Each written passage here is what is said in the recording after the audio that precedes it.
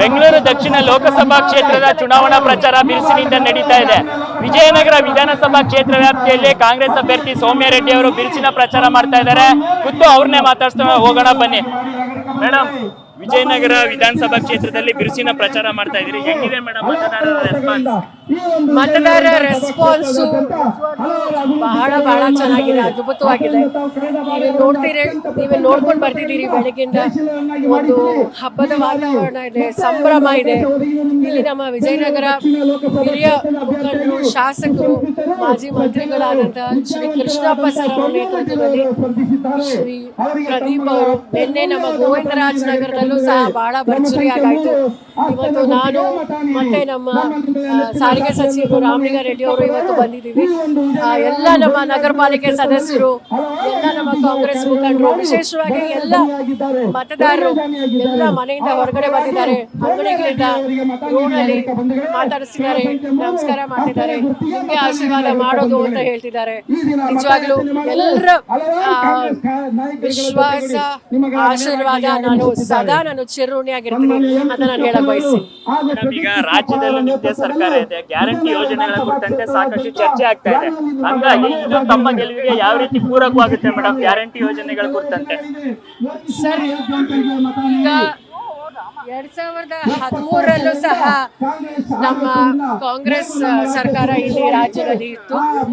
UPA ಸರ್ಕಾರ ಸಹ ಎಷ್ಟು ಒಳ್ಳೊಳ್ಳೆ ಕೆಲಸಗಳಾಯ್ತು ಅಂತ ಜನ ಸಹ ನೋಡಿದ್ದಾರೆ.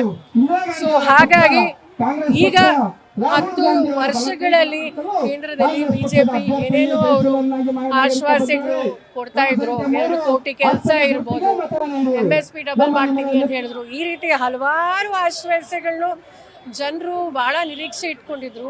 ಆದ್ರೆ ಅವರಿಗೆ ಬೇಸರ ಆಗಿದೆ.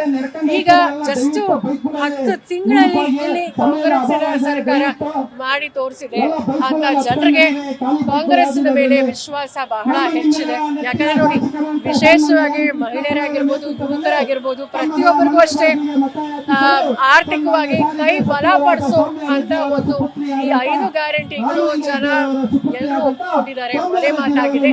ಅದೇ ಅಲ್ಲ, ಅಭಿವೃದ್ಧಿ ಕೆಲಸಗಳಿರ್ಬೋದು, ಮತ್ತೆ ಸರ್ವ ಜನಾಂಗ ಶಾಂತಿಯ ತೋಟ ಆಗಿರ್ಬೋದು.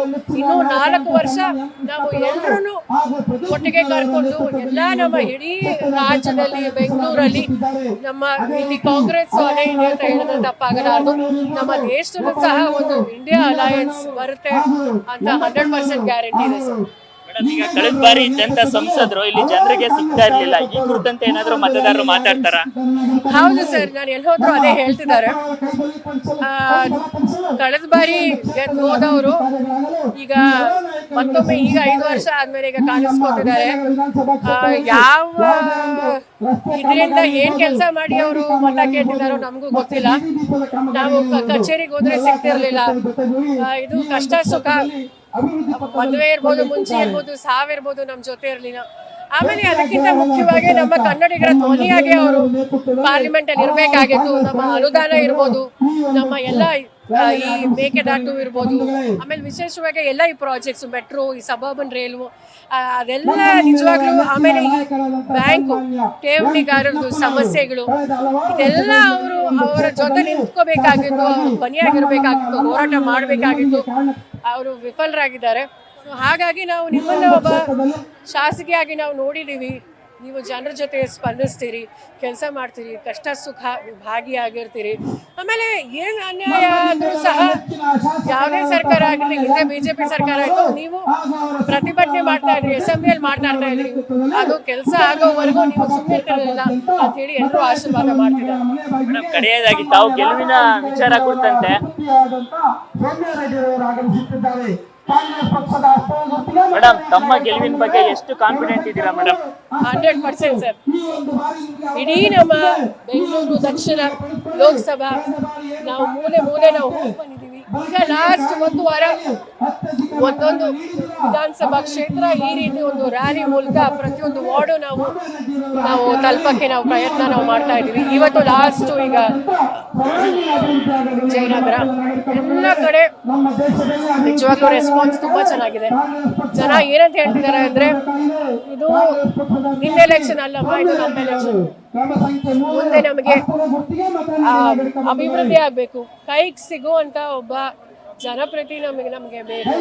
ಆಮೇಲೆ ವಿಶೇಷವಾಗಿ ಪಾರ್ಲಿಮೆಂಟ್ ಅಲ್ಲಿ ನಮ್ಮ ಕನ್ನಡಿಗರ ಧ್ವನಿಯಾಗಿ ಧೈರ್ಯವಾಗಿರ್ಬೇಕು ಅಂದ್ರೆ ನಮಗೆ ನಿಮ್ಮಂತ ಒಬ್ಬ ಸಂಸದರು ಬೇಕು ಅಂತ ಹೇಳಿ ಅವರೇ ಎಲ್ಲರೂ ಅವರವರ ಭಾಗದಲ್ಲಿ ಪ್ರಚಾರ ಮಾಡ್ತಿದ್ದಾರೆ, ಆಶೀರ್ವಾದ ಮಾಡ್ತಿದ್ದಾರೆ. ನಾನು ಚಿರಋಣಿಯಾಗಿರ್ತೀನಿ. ನಿಮ್ಮ ಮಗಳ ತರ, ನಿಮ್ಮ ತಂಗಿ ತರ ನಾನು ಪ್ರತಿ ದಿವಸ ಕಷ್ಟಪಟ್ಟು ಕೆಲಸ ಮಾಡ್ತೀನಿ ಅಂತ ಹೇಳಕ್ ಬಯಸ್ತೀನಿ. ಇದಿಷ್ಟು ಕಾಂಗ್ರೆಸ್ ಅಭ್ಯರ್ಥಿ ಆಗಿರ್ತಕ್ಕಂಥ ಸೌಮ್ಯ ರೆಡ್ಡಿ ಅವರ ಮಾತು. ಜನ ಬದಲಾವಣೆ ಬಯಸಿದ್ದಾರೆ, ನನಗೆ ಆಶೀರ್ವಾದ ಮಾಡ್ತಾರೆ, 100% ನಾನು ಗೆಲ್ತೀನಿ ಅಂತಕ್ಕಂಥ ಮಾತನ್ನು ಹೇಳ್ತಾ ಇದ್ದಾರೆ. ಕ್ಯಾಮ್ರಾ ಪರ್ಸನ್ ರಘು ಜೊತೆ ಶಿವಪ್ರಸಾದ್, ನ್ಯೂಸ್ ಫಸ್ಟ್ ಬೆಂಗಳೂರು.